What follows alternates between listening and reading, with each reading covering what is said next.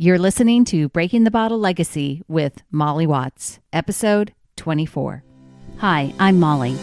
After a lifetime living under the influence of family alcohol abuse, spending more than 30 years worrying about alcohol and my own drinking, believing I had an unbreakable daily drinking habit, I changed my relationship with alcohol forever. If you want to change your drinking habits, then Breaking the Bottle Legacy is for you. My goal is to help you create a peaceful relationship with alcohol, past, present, and future. Each week, I'll focus on real science and using your own brain to change your relationship with alcohol. Nothing has gone wrong. You're not broken. You're not sick. It's not your genes. And creating peace is possible. I'm here to help you do it. Let's start now. Well, hello and welcome back to Breaking the Bottle Legacy with me, your host, Molly Watts, coming to you from another epic day here in Oregon. I don't know what to tell you, folks. It's been absolutely gorgeous here in Oregon this spring, and I'm hoping it does not mean that we are going to have a really hot and dry summer. We had some forest fires. People might remember wildfires here in Oregon last year. Don't want a repeat of that.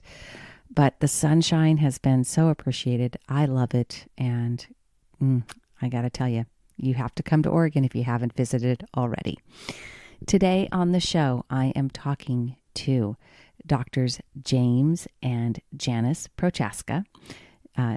They said to use Jim, so Jim Prochaska, and the doctors Prochaska are both Ph.D s. Jim is a longtime expert in the field of change and has written more than 400 publications. He has been a co-author 250 times, and he's had many research grants in the area of behavioral change and behavior systems. And he is basically recognized in his work as developing the stage model for behavior change. And so that is something that we're definitely going to be talking about. His wife, Janice Prochaska, is a PhD in social work. And so together they founded Pro-Change Behavior Systems, where they worked for the past 20, 30 years. And they've recently retired. And in their retirement, they aren't sitting back. They wrote and published a book called Changing to Thrive, which is the book that we're going to be talking about, because it's got just a wealth of information for anyone that's trying to change a negative habit pattern, but specific information for people that are battling smoking, alcohol, overeating, and whether or not you're embarking on a fitness routine. These are all areas that they've focused on for Changing to Thrive, and we'll get into why they did that. But of course, the emphasis on alcohol was a reason for me to want to talk to them. And this is just a very valuable conversation on how to recognize the stages of change, where you're in that cycle, and how to keep progressing forward. So I hope you're going to really love this conversation with Dr. Janice and Dr. James Prochaska. Good morning, Janice. Good morning, Jim. Thank you so much for being on the podcast with me today. I can't wait to dive into Changing to Thrive and sharing it with my audience. Thank you for inviting us to be here. Yes, good to be with you. Absolutely. So the book's full title, Changing to Thrive, Using the Stages of Change to Overcome the Top Threats to Your Health and Happiness. I want to talk a little bit. I know you wrote a book before, Jim, Changing for Good, right? Is that changing? Yes. And then now Changing to Thrive.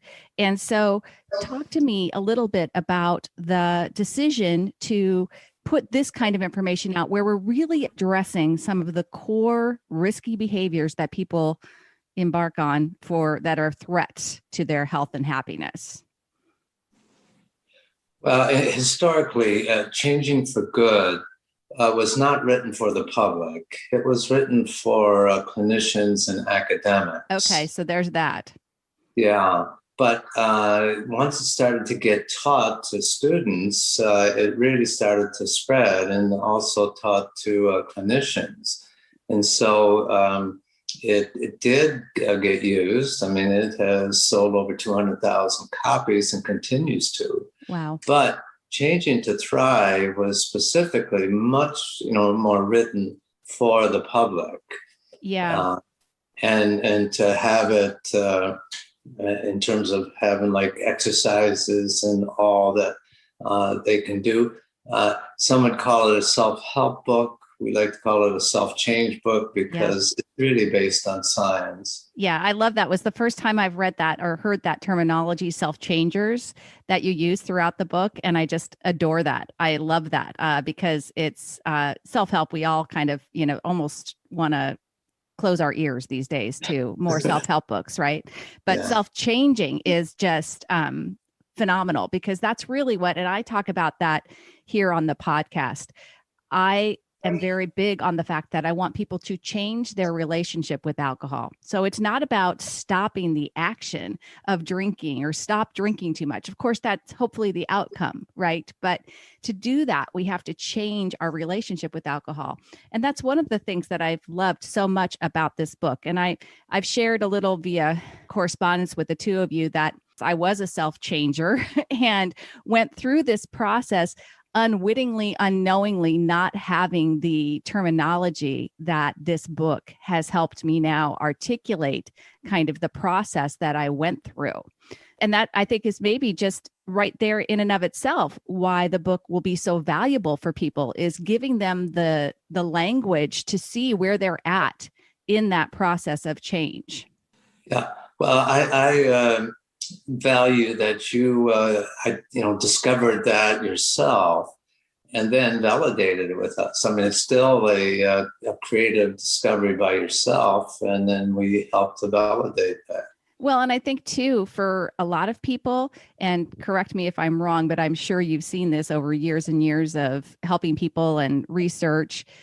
This is kind of a never-ending process. People are continually cycling back through this process of change and have to and learning these steps and the different areas of pre-contemplation and action and all of that helps you understand that it is an ongoing process. You don't have to look, you're not always, at least for me now, I realize I'm not always in search for the finish line. That's I think a gift. Well, what we don't emphasize as much is that we do see a stage of termination, a stage in which people are confident that they have made it, but it doesn't mean that they don't have other health risk behaviors that they need to be changing. Yes. I've moved on now. I've now the alcohol habit is under control, and now I'm going into the diet and exercise regimes. So I completely appreciate that. One of the things that really stood out to me. So let's talk a little bit about, if you could, for me and for our audience, describe the 3 Ds that happen when people are in the process of, not being ready to change their habits and not being ready to look at these high risk behaviors. Right, because you were mentioning pre-contemplation a few minutes ago, and in those 3 Ds are don't know how to change, denial, don't think they need to change, or demoralized that they've tried to change and failed and are so demoralized they don't want to try again. Yeah. And that's just huge, especially for people that have these high risk behaviors like myself with drinking. I had tried so many times to control or quit and was always focused on the action as opposed to, and that's really what's been seminal in this change for me now. And I know is really in line with what Changing to Thrive talks about. It's a change in the process of how I think about behavior and how I think about what I'm doing and how I feel, and really managing that feeling. But also, so demoralized was, is something I hear all the time. Also, what I think, and really what this book serves to do, is the don't know part, right? Don't know how to change. That's right. And that's really, I think, what you, in this book, what you've said is that the number one reason that people don't change or aren't able to be successful in change is because they simply don't know how. Yeah, and that's incredibly important because that's something that they can do more readily, and a book like Changing to Thrive can help them to do. But recognize they live in an action-oriented society. They live with physicians saying, "Oh, you've got to stop drinking." Well, okay, tell me how, doc. Well, the doc doesn't know how. Right. Yeah, and also I think in this society, in this world we live in today, we're seeking a fast answer, a fast solution, immediate gratification. We want the answer, we want it yesterday. We want the problem to be solved. And so it's sometimes a hard pill to swallow to understand that this process is going to take time. That's one of the things that I talk about a lot. And I know in your book, you talk about 6-month time frames. And for me, I haven't gone back to really try to look at those chunks of time. It took me about a solid 2 years of thoughtful work and working both on my own thoughts and my feelings that were creating the desire to drink, and then also creating a plan to put a thought in process or a plan in place ahead of time instead of responding in the moment. Things like that. I took steps along the way, but one of the things I find is that people just expect or hope that things are going to change a lot quicker, like that 21-day myth of a habit. Yes, yeah. And that is very important. And that's kind of what some of the self-help books, a lot of them that aren't based on science, is, we'll change it, in 21 days, or we'll change it tomorrow. And that's also what people are wishing for. And a lot of times, for example, they turn to alcohol as a way to deal with, with their depression. Well, they're treating depression with a depressant. Yeah, not a good combination. We talk about we talk about that a lot. I talk about the science of alcohol. I've shared a lot on this podcast about the neurotransmitters and how you're actually, increasing your chances of feeling depressed and anxious by drinking to relieve your depression. It's a never-ending cycle for people, for sure. When we talk about the stages of change and really understanding that it's going to take time to move from what I think I read in your book, and what I understood is that a lot of people who seek professional help, that even the professionals don't understand these earlier stages of change, and that where they can help people in those pre-contemplative and before they're ever ready to take action, and they want to jump to the action as opposed to helping support those earlier stages. Well, I was just reading a article by a leading colleague on psychotherapy, and he was talking about how the rates of dropout are still so high. People come for help, but they don't stay, or they stay and they don't change. Mm-hmm. And I think still there's too many therapists who feel like, all they have to do is be here, and with my expertise, I will help them change. Well, the burden is much more on the individual rather than on the therapist. Yeah. And again, it's a process of understanding. One of the things I really appreciated about your book too is the fact that it is loaded with lots of exercises that really help people in that earlier process to determining the trade-offs for behavior change and not changing your behavior. Because I think, one of the things I really explored was, and had to explore, was I had some associations, I had some thoughts about drinking that I perceived to be, as something that I was going to have to give up, right? As a negative, as something that I was going to lose. And really shifting that thought process was something that was key to helping me change the habit for good. Yes, I think one of the helps in the book is to really outline very thoroughly all the advantages or pros of drinking responsibly. Mm-hmm. And also there's a reflection of what one can do to reduce some of the cons of having to give up this exactly. resource.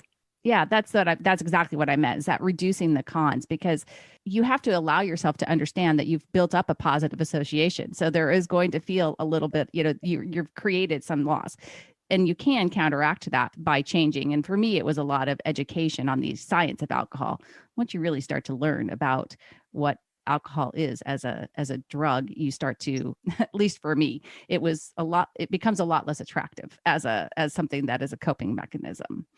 Yeah, Janice has done a really nice job with the book in terms of the kind of exercises that people can do, and and we make the point that typically without that kind of guidance, it's going to be trial and error. I'll try this, and then I'll err. I'll try that.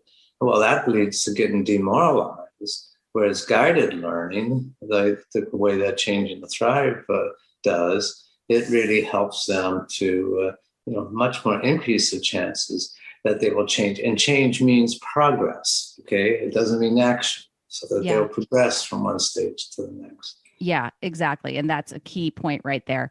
This is the real differentiator for me, is that progress through the stages of change and understanding that the focus is really on changing your mindset, really first and foremost, before it's kind of one of those ideas that, and I actually just talked to another, a psychologist and an addiction expert recently, and his theory or his strategies are that, when you focus on changing the mindset and the orientation for why people are drinking in the first place, or overeating or overspending or smoking or whatever it is that they're using as a coping strategy, by focusing really backwards on all of the reasons and the rationales for why people are doing it in the first place, that's where true change happens, where true change and true success comes from, is not on focusing on the action, but on all of the steps leading up to it. Yeah, and certainly in these times, with people having to be, told time and again, you have to stay home, and boy, the alcohol went up, and weight went up, and depression came up, and this was just such a tough time. And part of it, it's because people really were feeling they were losing their personal freedom. And frankly, I don't think our public health experts did very well of really educating people that they could greatly reduce their risks from having from the COVID-19, often not getting it or getting it in low levels, by changing the same very behaviors that we would emphasize to change to prevent and manage chronic diseases. Yeah. And I love, this whole idea, the chronic diseases, and this is a big part of Changing to Thrive, because these 4 areas, breathing, drinking, eating, moving, they're key. And I actually, prior to doing Breaking the Bottle Legacy, I had a podcast called Living Happier Longer, and all about the habits of a happier, longer life. And so these key areas of our lives where we really can create happiness and thrive are the 4 that also correlate to chronic disease states. It's not rocket science, right, to figure these things out. These are the things that we do all the time. And when we are not doing them, when we are drinking to excess an alcohol that's a toxin, this is not going to lead to a happier, healthier, longer life. It's just not. And so, but at the same time, and I appreciate this in the book as well, is that people are stressed out and they have little knowledge about how to effectively reduce that and how to manage that without using these coping strategies that they've depended on for so long. Yeah. Well, I really like that you do not label somebody an alcoholic. Yeah. That is just so common. It's like, because somebody has a challenge with alcohol, that they're an alcoholic. If somebody has measles, we don't call them a measle. Yeah, that's absolutely true. And I do tend to stay away from or don't necessarily subscribe to the disease model of alcoholism at all. But what I do believe is that people develop a psychological dependence on alcohol or any really, I mean, any negative habit. And again, you in your book talk about all of these diet and exercise, smoking, and then alcohol, of course, as well. One of the key reasons that all of this is so important and so intertwined is not only because many people have co-habits, right? So they are often drinkers and smokers and overeaters, et cetera, et cetera. But if we don't get to the root of behavior change and understand the process of how to change our behaviors, if we just try to focus on, if I just decided, okay, I'm not going to drink anymore, and I white knuckle it and I use all my willpower and my grit to do it, typically I'll just turn to something else to release the stress. I'll just figure out a different strategy that's not any more helpful. You were talking about the 3 Ds of those who are not ready to change, their pre-contemplation. People who start to think about changing and are in contemplation, their 2 Ds are doubt if I really want to do this or not, or delay. Let's just take more time. Let's wait till my birthday. Let's wait until New Year's. Just let's delay this decision. Yeah, absolutely. And that's because they want the certainty, right? We're all looking for certainty. We want to know that if we're going to do the work, it's going to work, right? We want to know that if we're going to, because we also associate, that's also, I think, associating, the doubt, because we've tried before and we haven't been successful. The delay is just one of those. I was a master of delay. I also was one of those that if I just learned more, take in a lot of information and education, somehow that seemed like an active process, even though I wasn't changing anything. I was learning a lot, but it took me a while to, but again, one of the reasons I've appreciated your book so much is realizing that was for me, just a part of my process. And it wasn't, I can now reframe that as something that I needed to be in that stage of contemplation before I was ready to take action. And so it's okay. That's an okay. It doesn't mean you should stay there forever. And there should be ways. And that's, again, part of the reason this book is so wonderful, because people do, like me, like myself, I would have never sought professional help for what I can consider to be my longstanding drinking habit, right? I wasn't somebody who associated or affiliated or thought in my brain that I was an alcoholic or that I had a severe alcohol use disorder, but it kept me, I had ongoing anxiety for years and years and years because of being an adult child of an alcoholic. I continually worried about becoming an alcoholic in myself, as my mother defined for me. And I failed to see that my own alcohol use was truly keeping me from doing so many things in my life that I wanted to be doing, and was very detrimental to just so many other areas of my life. Didn't realize that I was creating all that anxiety because of the drinking, right? There was just a lot. And yet I wouldn't have sought medical or professional help for it. And so your book is so valuable because there are a lot of people like me who are self-changers and who can use tools of guided education to go through this process. And this book really helps people, do that in a supportive way that can help them with all of these habits, right? Because there's chapters on smoking, there's chapters on drinking, there's a chapter on diet, there's chapter on fitness. And so this is all information that any of us can use to change, to thrive. Yeah, and I think what's important is that, there are 5, the big 5 that are the ones that account for the most chronic diseases, and now we understand infectious diseases. And so we're just looking at an article in ARP that had like 60 different things that you need to change. Well, you want to overwhelm the world? I mean, and frankly, when it comes to diet, It really is sugar addiction, and it is an addiction now, and breaking that one is a tough one as well. But it's a small number, and that gives such a great impact on health and well-being and longer life and a freer life. So I want to ask you this question because I'm sure that I know the answer, but I try to share with people because I had a 30 plus year daily drinking habit.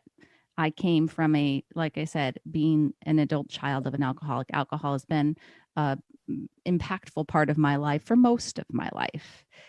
And what I want people to hear is anyone with the right tools and with the right language and with the right internal desire can change, period. You can do it. You're not too old. You're not genetically predetermined, predestined. You aren't, there's nothing you can't learn. You can change. Would you agree? Yeah. I mean, well, one of our models is when somebody's getting demoralized, people will say, well, they just don't want to change. Well, the fact that they're demoralized meant they tried to, but weren't able to make it. And what we say to them is, look, you don't want to give up on yourself, and we're going to work to not let you give up on yourself, because yes, you did relapse, but what did you learn from it, right? Think of it as a learning experience rather than as a failure. Yeah. I always say that compassion and curiosity. We have to look at ourselves and look at our past and our, anything that's happening in our lives with compassion and curiosity. What's going on? Why is that, why is the challenge there in anything that's happening? Why is the challenge to change harder? And with the right tools and understanding the process of change and understanding how to work through all of the 6 stages of change, that is something that people can, in fact, learn. And they can learn it today. They can learn it, it's never too late to Right. to figure this out. Right. That's right. Yeah. just bottom line it. That is right. Exactly. Yeah. And well, one of the really gratifying experiences is when people read Changing to Thrive or hear us at a presentation, and it's like the light goes on. How come I didn't know that's what change is about? It's like I've had this action model in my head, and all of a sudden it's like, wow, it's like it's a whole different paradigm. And it's been labeled early on even as a scientific revolution, that it changes, our fundamental assumptions about what change is about. Yeah, I absolutely agree. I know for myself, once I understood and once I really the light bulb, I agree with you. The light bulb went on for me at some point in time. And it was really about like I said, I didn't have the language when I was going through this process. I'm so glad I do now. But the stages of change, I had tried so long focusing solely on the action and trying to change the action without changing the thoughts behind it and the feelings that I was having that were leading to me taking the action. And that's where so much of the diet industry tells you what you should eat, but they don't go backwards and they say, now, why are you overeating in the first place? What thoughts are you having that are creating those feelings that lead you to want to overeat? The smoking industry tells us, that we need to just stop smoking, right? I mean, that's a no-brainer. Everybody knows it's killing you. And yet there's so little emphasis on how to help people get to a point where they want to change, where they desire that change. A lot of people believe that we've solved the smoking problem in our society. I mean, 50 years ago, it was 400,000 people that died from smoking each year. Now it's 400,000 people who died from smoking each year. Now we've got a larger population, but the problem is still like 400,000 people. So it's those typically fall on people who are the most disadvantaged, and and who really need the guidance, the most. And we have learned to be able to how to help those people that would otherwise be seen as, oh, they can't change. They don't have the resources. Yeah, I totally understand that it is. And that's, it's unfortunately, that's not just I think it's smoking. I think it's just everything. There's a lot of inequity, I guess is the best way of putting it, in terms of how we teach these tools and how people are being able to access them. And that's why these books, having a book that is supportive of self-changers is so important. And that's again, just a gift for why that is, why it's going to be so important. We are just going to be wrapping up, but I want to ask you both a little bit about stress relief, because this is a part of your work and something that you've been doing for many, many years. And as we discussed earlier, it's been a pretty stressful last year for people. So how important is stress relief and developing coping strategies for getting rid of negative habits? Well, even when you're wanting to change and are moving towards preparation and action, when you get under stressful situations, there's a real tendency to regress, to reach back for the bottle, to reach back for the comfort food, to sit on the couch and just veg out. So that's why it's so important to really have some good stress reduction skills. Mm-hmm. And for us, it's to go out walking, especially during COVID. That's the one thing you could do. Right. And just to get out into the fresh air and to walk among the trees and to be with nature some. People underestimate, I think, the power of a walk outside. It's one of those things that's proven. And for most people, it's accessible. And as you said, during COVID, it was one of the things that we could do, right? The idea also that you just, this learning to not depend on a negative habit or a negative coping mechanism is really, it's a time process, but it also does require you filling in the void with something else and finding something that you can use to help you relieve the stress, because the stress, I don't believe, is going away anytime soon. Right. Well, I know personally for me, it was turning to ice cream, for example, turning to potato chips, and we had to take it, off of our shopping lists, so stimulus control. So it's not in the house. And I love stimulus control. This is you can tell you're talking to some scientists when you're going grocery shopping and you're exhibiting stimulus control. That's perfect. I love that.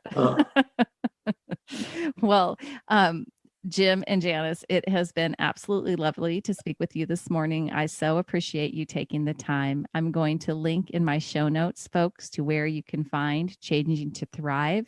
This is a fantastic tool. It is helpful for so many, whether it's drinking, which I know for many of the people that are listening to this podcast, it's a focus on alcohol, and there is a chapter specifically about changing your alcohol habits. But just in case, there are also great steps for smoking and diet and fitness. And really, just before you even get there, folks, it's understanding all of the stages of change. And we didn't even get through all the steps of progression, because there's a lot there. This book has a lot of information, but it's written in a way that's accessible for people. Not for, I'm sure it's helpful for educators as well, but this is a book that was really dedicated for the public, correct? Yes, that's right. Mm-hmm. Yeah. Again, I just appreciate you taking the time. And Dr. Jim and Dr. Janice Prochaska, I appreciate you being on the podcast. And we appreciate you bringing the message to many more people. Absolutely. Wonderful. Well, have a great day, folks. Bye now. Thank you for listening to Breaking the Bottle Legacy. This podcast is dedicated to helping you change your drinking habits and to create a peaceful relationship with alcohol. Take something that you learned in today's episode and apply it to your life this week. transformation is possible. You have the power to change your relationship with alcohol now. For more information, please visit me at www.mollywatts.com.